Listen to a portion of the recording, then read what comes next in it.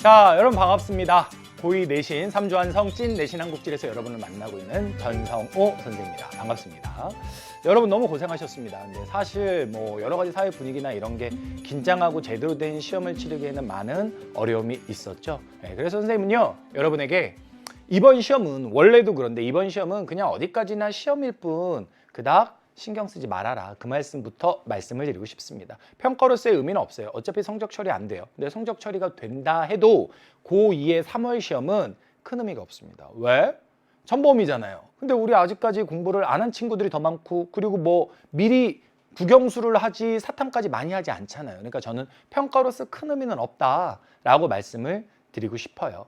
아시겠죠? 그러나 중요한 건 뭐냐면 그냥 본 게 아니라는 거죠. 앞으로 공부할 방향에 대해서 제대로 알고 그 방향에 맞춰서 공부를 하라는 일종의 나침반, 이정표를 제시해주는 시험이기 때문에 선생님이랑 본 문항 해설까지 들어가서 꼼꼼하게 같이 한번 봐주시는 게 필요할 것 같다. 그러니까 그 자체는 아직은 공부 안 했으니까 모르는 내용들일 거야.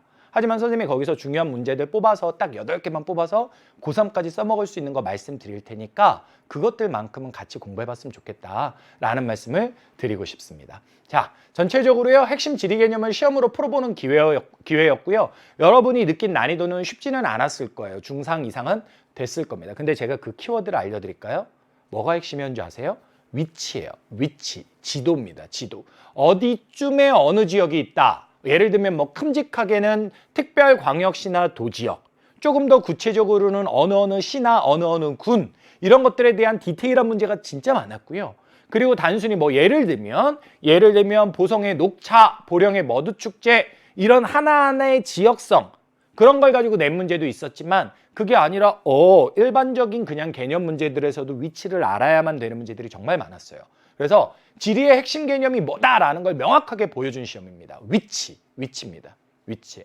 선생님이 계속 문항 해설 강의 들어갈 때도 설명을 드릴게요. 그거에 대해서 지금 당장 모른다고 겁먹지 마세요. 그거는 그냥 배경 지식이 부족했을 뿐이지 앞으로 안 된다는 거 아니거든. 그러니까 그런 쪽에 맞춰서 공부를 하면 되겠구나라는 자신감을 가져주셨으면 좋겠고 그 방향으로 계속 출제는 될 겁니다.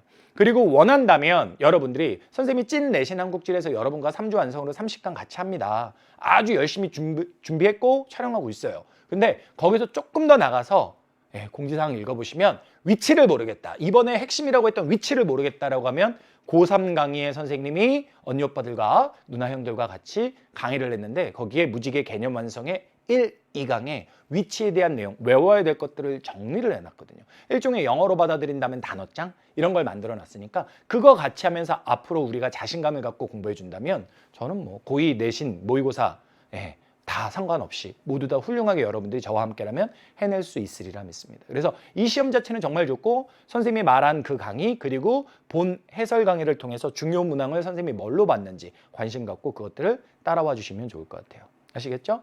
선생님이 단원별로 이렇게 분류를 해놨는데요. 큰 의미 없고요. 여기 보면 이거 오류 아니야? 20번, 20번이 여기 들어가 있지? 이런 식으로 지리 같은 경우 왜 여러분들이 점수가 안 나왔냐를 보여줄 수도 있는 건데요. 지리 같은 경우 한 단원의 문제에 딱 그거대로 A를 배웠으면 A만 나오는 문제는 없어요. 선생님이 여기 좀 줄여놔서 이런 거죠. 진짜 단원을 여러 개를 겹쳐 있는 것들이 되게 많아요. 그러다 보니까 개념을 완벽하게 자기 걸로 한 번 하지 않은 친구들은 앞으로의 발전 가능성을 떠나서 당장의 점수는 안 나올 수밖에 없는 겁니다. 근데 대략적으로 문제를 보게 되면 선생님이 말로 해줄 테니까 잘 들어야 돼. 3단원까지가 2단원, 3단원이 자연지리라는 거야. 우리가 자연현상을 배워. 그리고 그 이후에는 이제 사람들과 관련된 현상을 4, 5, 6에서 배워요. 그리고 7단원에서는 이제 어디에 뭐가 있다 이런 것들을 배우거든요. 이 부분이 문제 개수가 3개밖에 없지만 되게 많이 나온 거예요. 실제로는. 많이 나온 건데 공부할 때는요. 여기까지. 3단원까지가 시간이 진짜 많이 걸려요. 전체 학습량의 거의 3분의 2입니다. 그러니까 제가 출제 문제 개수로 보면 절반인데 절반보다 실제로는 좀 그 밑으로 떨어지는 편인데 절반 정도라고 넉넉 잡아 쳐주더라도 이 절반밖에 안 되는 문제 부분을 공부할 때 전체 학습 시간의 3분의 2가 투자될 수밖에 없다. 그것도 앞부분이다.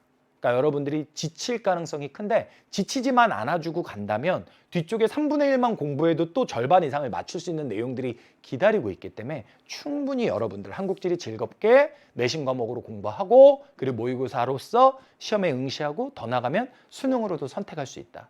지치지만 않으면 된다. 그리고 핵심만 알면 된다. 그 말씀을 드리고 싶습니다. 아시겠죠? 자, 전체적으로 선생님이 여러분한테 부탁하고 싶은 건요. 점수에 집착하지 마세요. 앞으로의 방향이 중요한 겁니다.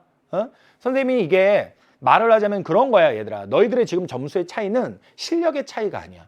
그냥 먼저 관심을 가졌냐, 관심의 차이고 그 관심을 바탕으로 겨울방학에 했으면 점수의 차이가 좀 나겠지. 왜? 관심을 바탕으로 시간의 차이가 있었으니까. 여러분들의 점수는 시간의 차이일 뿐이지 그리고 관심의 차이일 뿐이지 실력의 차이가 아직은 아닙니다. 이거 고3 올라갈 때도 마찬가지예요. 그러니까 중요한 건 뭐냐면 점수에 집착하지 말고 자기가 따박따박 기본적인 것들, 약간 지리는 암기 과목의 성격이 있잖아. 암기할 것들 제대로 했는지 보는 거예요.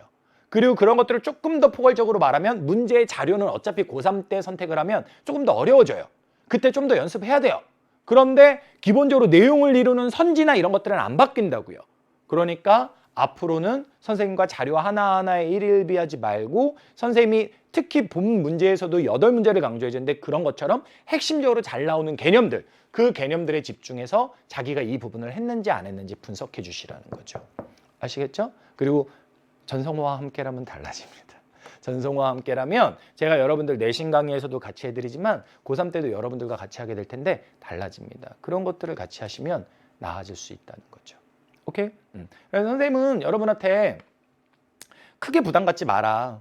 그리고 여러분들이 지금 선생님의 총평과 해설 강의를 들은 것만으로도 여러분들은 성공의 시작점에 섰다라고 말씀을 드리고 싶어요. 이유는 관심을 가졌으니까. 이제 앞으로 시간만 우리가 부어주면 실력은 완성됩니다. 그래서 자신감 갖고 여러분들 계약해서 학교 생활 하시고 건강하게, 올해는 건강이 진짜 중요하겠죠? 건강하게 그렇게 학교 생활 해나가셨으면 좋겠습니다. 아시겠죠? 여러분 선생님 본 해설 강의에서 만날 거고요. 찐 내신 한국지리도 잊지 말고 같이 해주셨으면 감사하겠습니다. 전성호였습니다.